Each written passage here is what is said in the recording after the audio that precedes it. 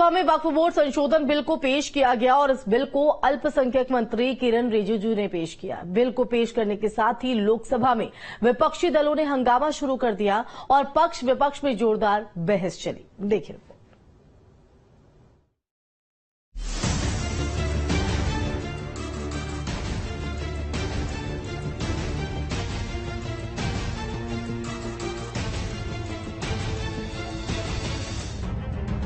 आज संसद में पुराने वक्फ कानूनों के बदलाव के लिए वक्फ संशोधन बिल 2024 पेश कर दिया गया।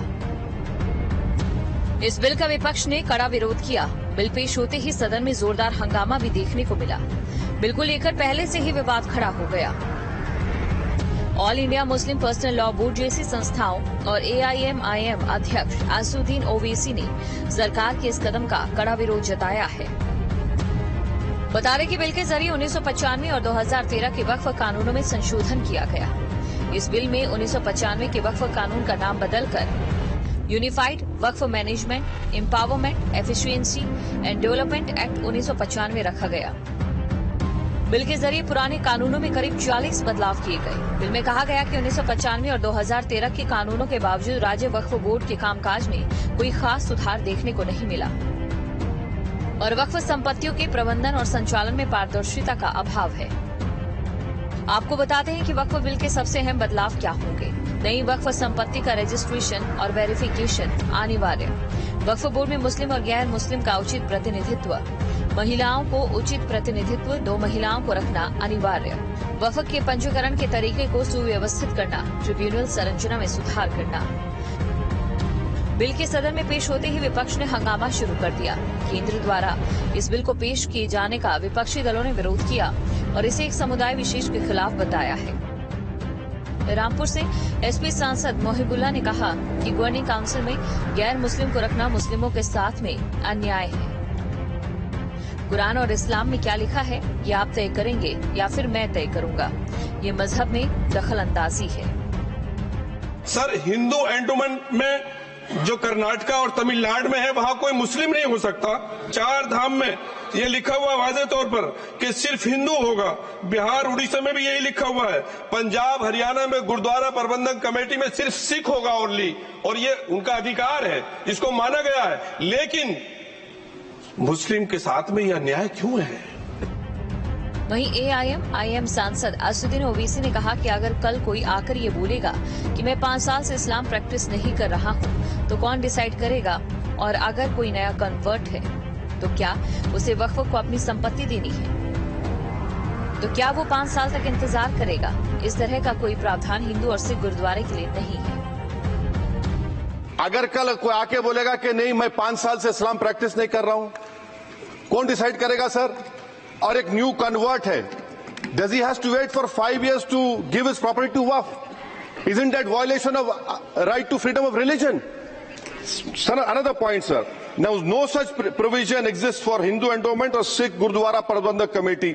The irony of the amendment, sir, is that non-Muslims can become member of CWC, SWB, but he cannot dedicate waqf. Government कह रहे हैं कि हम महिलाओं को दे रहे हैं।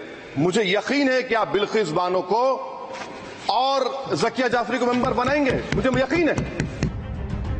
वहीं विपक्षी सांसदों के विरोध का जवाब देते हुए केंद्रीय मंत्री और JDU सांसद ललन सिंह ने विपक्षी सांसदों को जवाब देते हुए कहा कि वक्फ संशोधन बिल एक निरंकुश संस्था को पारदर्शी बनाने के लिए लाया गया।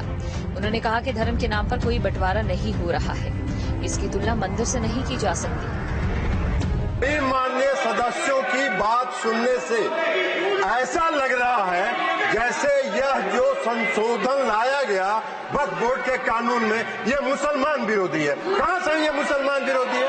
कौन सा इसका कानून मुसलमान विरोधी बताता है? उदाहरण दिया जा रहा है कि अयोध्या की मंदिर, गुरुवायूर, अरे मंदिर और संस्था में अगर अंतर आपको नहीं समझ में आ रहा है तो आप कौन सा तर्क खोज रहे हैं? अरे ये मंदिर नहीं है, आपके मस्जिद को छेड़छाड़ करने का प्रयास नहीं किया जा रहा है। यह एक कानून से बना हुआ संस्था है। उस संस्था को पारदर्शी बनाने के लिए कानून बनाया जा रहा है। वहीं केंद्रीय मंत्री किरण रिजिजू ने आगे कहा कि ये बिल पहली बार पेश नहीं किया गया। आजादी के बाद सबसे पहले ये बिल जिन्हें हक नहीं मिला उन्हें हक देने का है। इसका समर्थन कीजिए, करोड़ों लोगों की दुआ मिलेगी। ये हक छीनने वाला नहीं, हक देने वाला बिल है। प्राइवेटली इसमें भी कई ऐसा नेता है जो मुझे आके कहा है कि देश में जितना स्टेट वक्फ बोर्ड है सब माफिया लोगों ने कब्जा कर लिया है।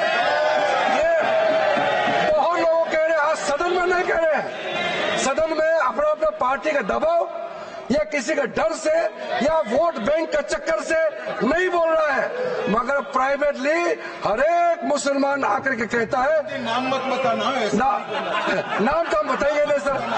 मैं आप लोगों का पॉलिटिकल इश्यूर में खराब नहीं कर दूंगा। कौन कौन सा एमपी ने मुझे आके बताया कि पार्टी विरोध कर रहा है लेकिन अंदर से हम साथ दे रहे हैं, मैं नाम नहीं लूंगा। मैं नाम लेकर के इन एमपी साथियों का पॉलिटिकल करियर को मैं बर्बाद नहीं करूंगा सर। बिल पर करीब 1 घंटा बोलने के बाद किरण रिजिजू ने इस बिल को जेपीसी में भेजने का प्रस्ताव किया। इसके बाद अध्यक्ष ओम बिरला ने कहा कि वो इस मामले में कमेटी बनाने का काम करेंगे। Team news street.